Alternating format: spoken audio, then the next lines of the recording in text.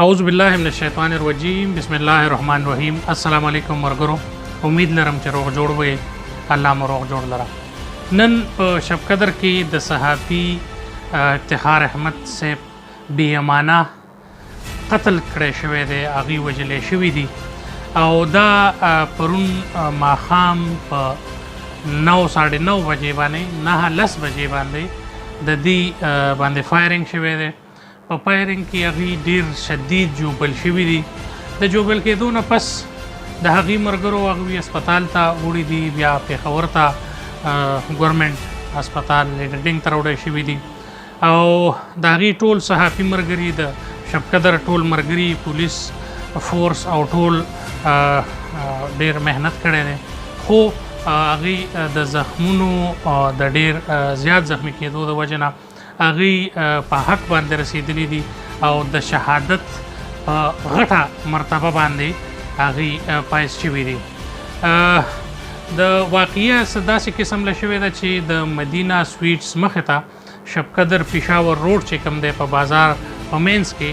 په هغوی باندې نامعلومه وسلوالو ډزې کړي دي او په ډزو باندې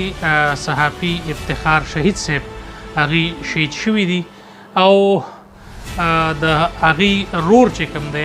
د هغوی په مدیریت کې د نامعلومو وسلوالو خلاف پرچه درج کړې شوې ده. د دې سره سره د شب قدر ټول صحافي برادري، سیاسي خلک او ورسره نور مشران هم ډېر د شدید غم او غصې اظهار کړی دی، ځکه چې د افتخار احمد صاحب داسې څه ښکاره دشمني یا څه نور څه خبره نه ده. د مومن قوم سره تعلق ساتي او ورسره د هغوی نن د اتوار په ورځ باندې 8 بجې د شب قدر فاطمه خیلو جنازګاه کې جنازه ادا کړې شوه چې په هغې کې د علاقې معززینو، مشرانو، ډي اس پي شب قدر، رئیس ایچ او شب قدر او نورو صحافي ملګرو په جنازه کې شرکت وکړلو او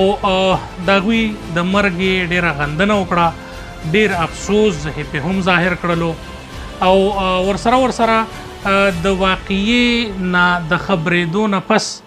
د چارسدي ډسټرکټ پولیس افسر سهیل خالد صاحب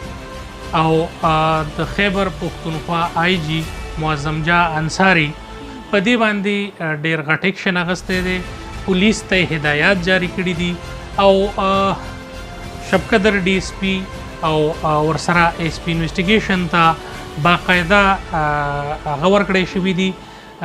چیرې تاسو د دې قاتل، دا ظالم قاتل چې کوم دی، دا بېرحمه قاتل چې کوم دی، دا زر تر زره ګرفتار کړئ او افتخار احمد صاحب ته د هغوی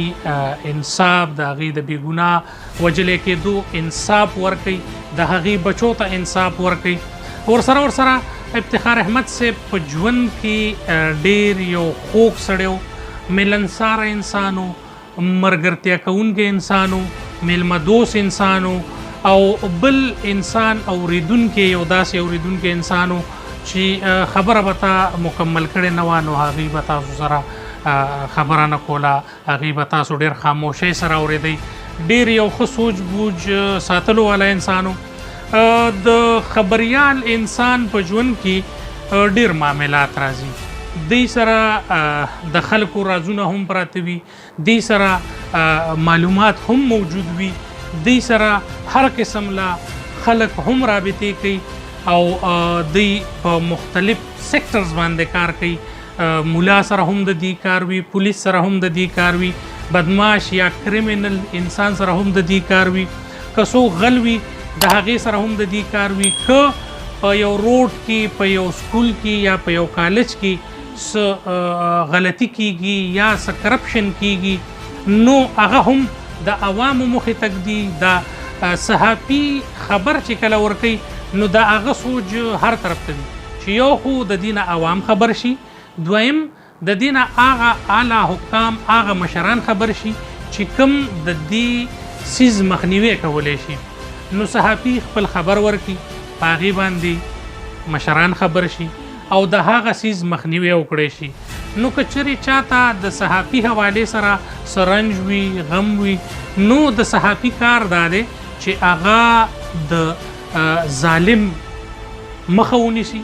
د مظلوم ملګرتیا وکړي او که داسې په دغه وجه باندې افتخار احمد صاحب ته څه نقصان رسېدلی وي نو یو خو هغې شهید دي دویم زه دا خبره کوم چې هغې خپل فرض ادا کړل هغې که د مظلوم ملګرتیا کړې وي او د ظالم مخه یې نیولې وي او مظلوم سره ولاړ وي نو د هغې د شهادت مرتبې به ډېرې اوچتې وي او انشاءالله زه د الله نه د امید لرم چې د افتخار احمد صاحب شهادت چې کوم دی دا به رنګ راوړي دا به انشاءالله خپله وینه په خپله ښایي چې زه چا شهید کړی یم زه ولې شهید کړی شوی یم دا رنګ ډېر صحافیان ملګري شهید شوي دي زه د هغې کورنۍ سره هم د غمرازۍ اظهار کوم ټولو مشرانو ملګرو ته دا ریکویسټ دی چې د افتخار احمد صاحب دپاره دعا وکړي د هغې د بچو دپاره دعا وکړي او دویمه خبره دا ده چې د حکومت نه د ډي سي 400 نه د ډي پي او 400 نه او د وزیر اعلی خیبر پښتونخوا نه او د آی جي خیبر پښتونخوا معظم جان انصاري صاحب نه خصوصا دا سوال کوم دا ورته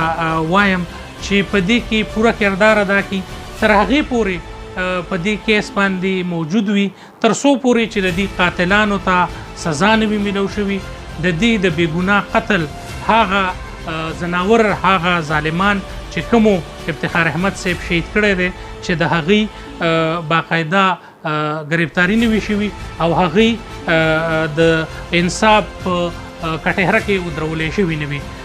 مختلف ملګرو سره رابطه کیو او مختلف هغه سره رابطه کیو چې مخکې د افتخار احمد صاحب د شهادت حوالې سره څه معلومات راځي څه خبرې راځي زما په چینل باندې تاسو ما سره اوسئ انشاءالله هر یوه خبره هر یو خبر به انشاءالله زه تاسو له مخکې در کوم ټولو ملګرو ته ریکویسټ دی چینل لایک کړئ سبسکرایب کړئ او د بیل آیکن دباو کړئ زه ستاسو د شب قدر د خاورې بچی یم انشاءالله